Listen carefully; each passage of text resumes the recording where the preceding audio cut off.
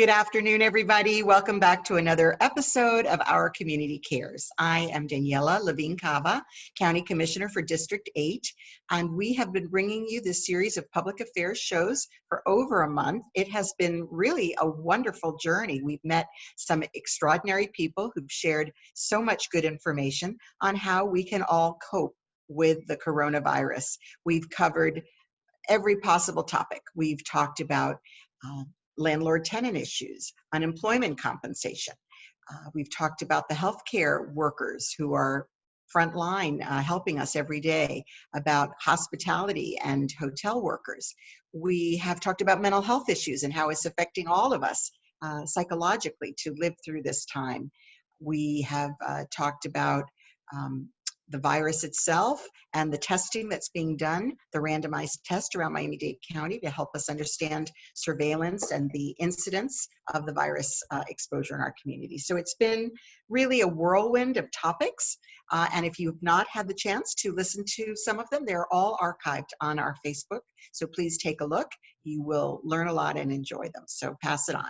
So today we're bringing something very special for our small business owners. We know that you're the backbone of our economy. We know that most of you are really hurting today. Some of you are providing the kinds of services that turn out to be necessary or essential in a time when we're coping with a pandemic. But even if you are, there are ways that you need to retool. And for most of us small business owners, we know it's a real struggle. So we're delighted that Katherine, Doble, and Tiffany Gonzalez have joined us. They're not business partners per se, but they're two women business owners who do a great job and help each other out in their businesses, as you'll soon find out. Katherine is the president and founder of Ingage Biz, that's I-N-G-A-G.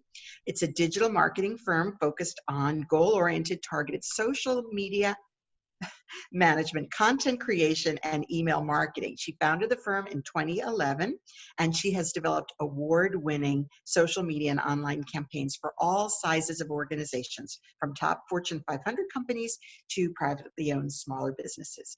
And we'll hear from Tiffany Gonzalez. She is a CPA who brings 8 years of diverse tax, financial, and business consulting experience, including to Katherine. And by the way, Katherine does Tiffany's social media. Go figure. They obviously can recommend each other very highly. She has been consulting with small and medium-sized business owners in South Florida and across the U.S. So since founding Accounting to Scale, great name, in 2014, which is, by the way, when I first came into office as commissioner, Tiffany has thoughtfully built a team of like-minded and qualified professionals who understand their clients and are committed to seeing their businesses grow. So these two local business women have been working to help each other and other local businesses navigate the COVID-19 business climate. So now we're going to hear from them. They're going to share their own experiences and their insights on how businesses can pivot in a crisis from both a financial and marketing perspective. Welcome, Katherine and Tiffany. Thank you for having us. Thank you. Thank you, ladies. Tiffany, we'll start with you. What do business owners need to do right now to handle the current crisis from a financial perspective? Well, tracking expenses is extremely important. You know, now more than ever, business owners should know how much money they have in the bank and what their cash runway is, what their fixed expenses are. We call it break-even point, where you know how much money you need to bring in to at least cover those fixed expenses. And this is what we help business owners with on a monthly basis. We give them reporting that they can rely on. So business owners should be looking to their accountants or financial professionals to really help them from a financial perspective grasp what their expenses and income is right now during the crisis. Excellent. Great for that. Thank you for that overview. And Katherine, what do business owners need to be doing right now to handle the current crisis from a marketing perspective? Yeah. The first thing that any real business owner should be looking at is identifying how they can help right now. You know, how can they help their community, what they should be doing, what their community needs from them, and do exactly that. Once they've identified what they can do, then they can identify how the marketing should come into that equation. The marketing is really all mostly online right now. We're all on our computers, we're on our phones, and so that's the place to be. So, reach out online, figure out that email marketing, hop on social media, reach out to prospective and previous clients, and also community partners. Figure out how to get the word out through your community partners. That's the name of the game at this moment. All marketing right now should really focus on being genuine, educational in nature, and providing value to the community. Again, it's just so key. Great. And how have you been providing local business owners with support during this crisis? So the first week we transitioned to working from home, we immediately launched 2 initiatives. We launched the Crisis Growth webinar series, where we brought business owners and community groups in to learn about how they need to be communicating right now. And then we did happy hours. So our happy hours were really kind of fun networking events and ways for business owners to continue to network and grow their business and explain how they're pivoting and changing their companies. Everybody seemed to catch on. And so there's been a lot of webinars now and a lot of happy hours. So we've changed our game a little bit. We are now offering one-on-one free strategy sessions. So for business owners that need that extra hands-on conversation, we've been doing a lot of those. And we also added a new component to our happy hours, where we brought in local businesses to do mixology and cooking lessons. So in between your networking, you also get to learn how to make empanadas from Empanada Harry's and other fun things like that. So just finding new ways that we can continue to give back to business owners and also educate and help them continue to network. That's great. Thank you. Sounds like so much fun. Tiffany, did you want to add anything to that? Yeah, I mean, for us right now, the most important thing is the assistance programs, like the Paycheck Protection Program. A lot of our business owners have been applying. And so it's been really important to get critical information to our clients that they need for these applications. The first round of funding went pretty quickly. Today, the second round of funding opened up. So really being there for our clients and making that a top priority and getting them the reports on an expedited basis has kind of, changed the way that we're supporting our business owners right now. Excellent. And let me just remind our listeners that you can post your questions or comments in the Facebook Live comment section, and we will get to them shortly. So please do engage with our speakers today. Thank you. So Tiffany, can you give us one piece of financial advice that you feel most business owners need to hear right now? Yeah, so, I think when you started a business, you took on a certain level of risk, and now with these financial times, a lot of our business owners are thinking back to that time when they first started and that amount of risk that they took on. And a lot of people are questioning why they started a business, what drove them to really decide to take on this risk. And so my piece of financial advice, my piece of advice in general, besides looking at your costs and cutting the fat and looking at your processes, which are really important, is also to think about why you started. And I think that will help drive a lot of people to make the best decisions and the best outcome for their business long term.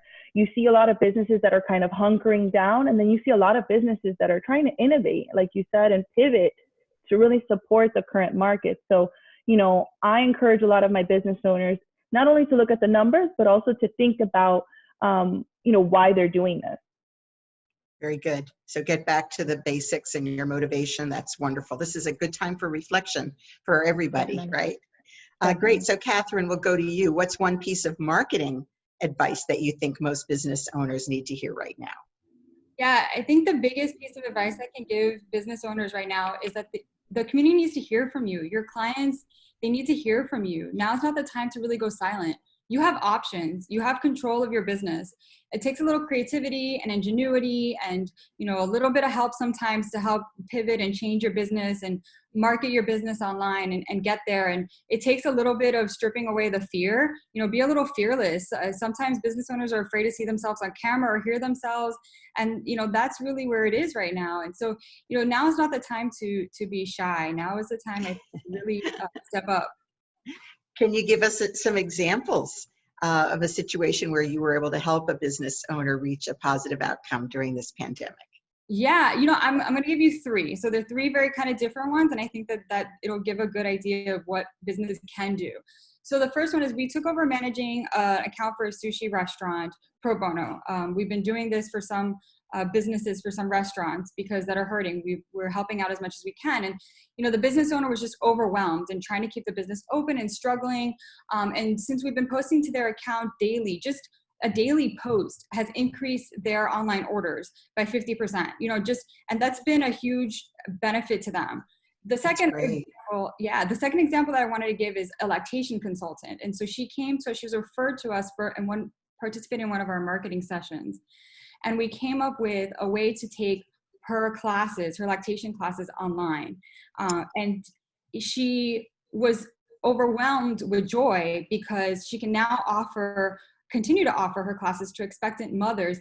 And the reality at the end of the day, when we ran the numbers with her new business model, her business is actually going to be more profitable than when she was hosting in-person classes. So it's just a matter of figuring out how to do that and take that business and move it online and make that model different and then market it. Even with the marketing built into those costs, it still was going to be way more profitable than before. And the third one, and probably the one that we're very, very proud of, is we've been helping Barry University in hosting virtual commencement ceremonies. And they've been graduating their healthcare students. Oh my goodness. And getting them to the front line. And it's just something as simple as a virtual commencement and graduation is just so meaningful to these students, and especially before they go and prepare to go help people that are dealing with COVID right now. So it's just something that we feel very, very proud of. And we've been helping be part of those ceremonies and launching them. And now we're turning around and helping other schools do virtual graduation ceremonies, which is something that we weren't doing at all before, but it's now, just a small way that we can appreciate some of our seniors. Those are really beautiful, beautiful examples. Thank you and congratulations. You bring a lot of heart to your work. It's clear. That's wonderful, and help people not only figure out how to market, but really how to reinvent themselves. Absolutely. In some cases. That's beautiful. Yeah. Tiffany, do you want to add to that? Yeah, definitely. So I follow Katherine Doble's advice. We've pivoted our business extremely. We're now doing self-produced videos that we post on YouTube and LinkedIn and Instagram. We've started doing webinars like these. There's so much valuable information, and it's so difficult to communicate that information on a one-to-one basis. But when we're putting out content like this every single week, we're able to help so many more people. And so the feedback that we've gotten is incredible, from the existing clients to prospect clients. I'm seeing a lot of great feedback about the content that we're putting out. And so, we've gone from being able to just help our business owners to now helping the actual community, which is great. It's very satisfying. Yes, and actually you're practicing what you preach, because that's exactly what you ladies said at the beginning. Get out there, see how you can help the community. And that's exactly what you've done. And that, I'm sure, is translating into business for you as well. Very, very encouraging. So we do have a question from one of our listeners, John. Hi, John. Thank you so much for posting the question.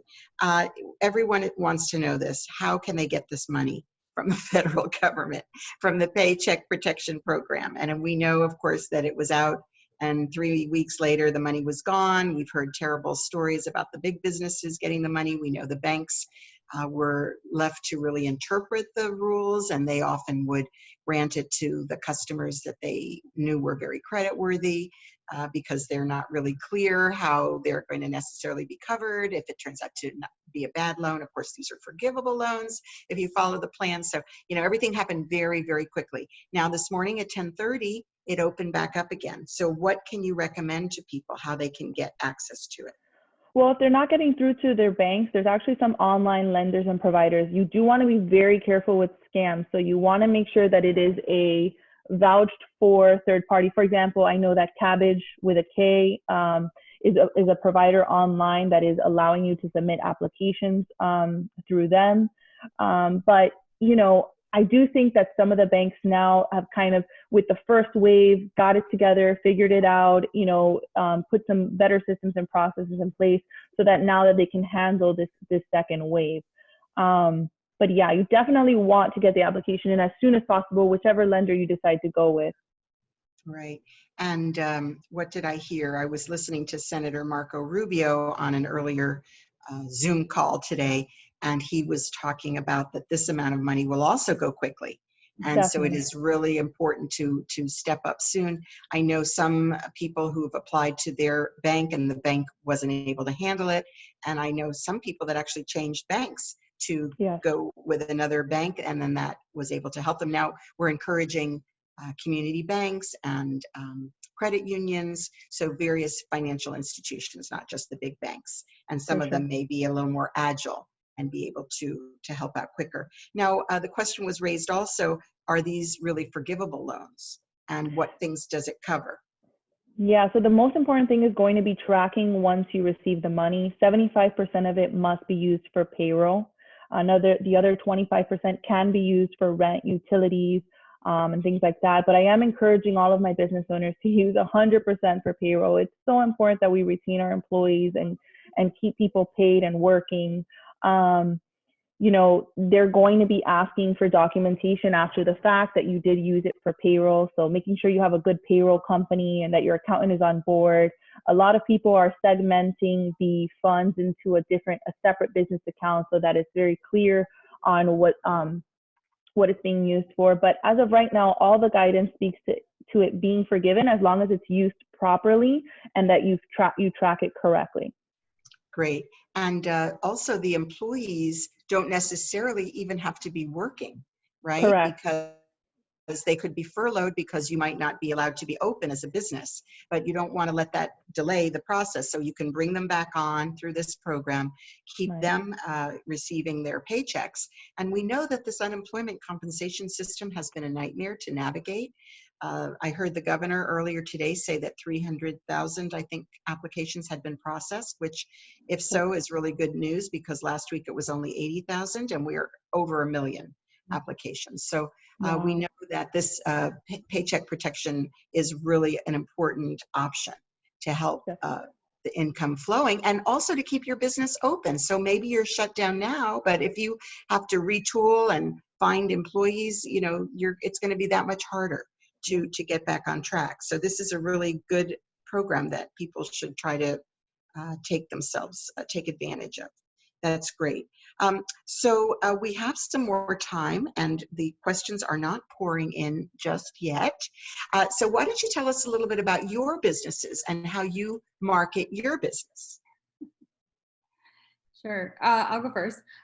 So we're a digital marketing company. So a lot of what we do is obviously online. We do a lot email marketing. We try to make our email marketing as genuine as possible. It's mostly letters from me, thoughts and things on marketing that our businesses should be doing. Everything though has to have an educational component, a piece to it that we feel it's important to put in somebody's inbox. I think the most important thing is that if we're going to send something to your inbox and everybody gets a lot in their inbox, it has to be of value. And so that's something that we do follow. We recommend to our clients and we follow. We obviously do a lot of social media and advertising online. And, you know, a lot of it though, and this is really the name of the game to any marketing, is relationship based. You know, we are a relationship, our people are do business with people. And it's through kind of conversations with other business owners and through these things that we continue to market our business the best way possible, and finding ways to help out is number one, especially right now. Yeah, I think it's a beautiful message, you know, that you, as we said before, that as you're serving the community, it's like we're all helping each other. We're creating that web, that network. Tiffany, you had something to add? Yeah, so we're an accounting firm that focuses primarily on bookkeeping. I find that a lot of business owners are really good at the technical service or the product that they sell, but when it comes to numbers, they get very anxious and they don't really want to spend time on them, or deadlines. I mean, we live by deadlines in this firm. So we support a business owner by acting as their outsourced accounting department.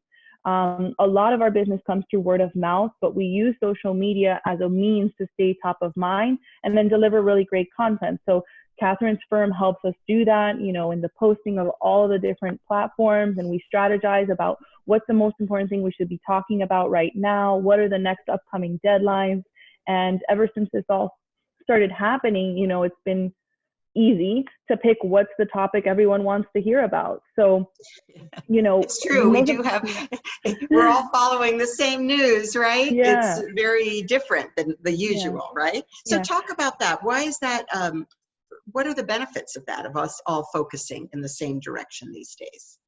Well, I think it allows you to see, who has your back as a company, who is really putting out the information consistently. The information that comes is difficult to understand. It's difficult to read. And so some of us are really dedicating time and resources into figuring out what it says and then disseminating that information. So the scary part about this is that there is a lot of misinformation, and there's facts that aren't true. Just the other day I had read that that people think that they have to pay the stimulus back. And the way that it's worded could be confusing, but that's not the case. So we put out an entire video on why that's not the case. And then, why people haven't received the stimulus. We're not exactly sure, but we have some reasons why from the guidance we've read. So we put out a video on 7 reasons why you may not have received it. So getting this information out to so many people, and then just kind of like, bringing clarity to the confusion is a priority for me right now. That's excellent. Excellent. So you're running your own public affairs program. From a financial perspective, using the services of Ingage Biz, yes. So if people want to see the different content that you've created, they should go to Ingage Biz? So we actually have, they should definitely use Ingage services. We have a YouTube channel called at Accounting to Scale. We're on Instagram at Accounting to Scale, Facebook at Accounting to Scale, and then LinkedIn, my personal page, Tiffany Gonzalez, CPA. Excellent, great. All right, well, we have a question. How does one apply for the Paycheck Protection Program? Does one have to go into a bank or financial institution, or can it be done online? For example, people are not necessarily ready to leave the house. Yeah, definitely. A lot of the banks have online portals at this point. So you'll want to check with your online banking website to see what they're doing. A lot of the big banks have portals.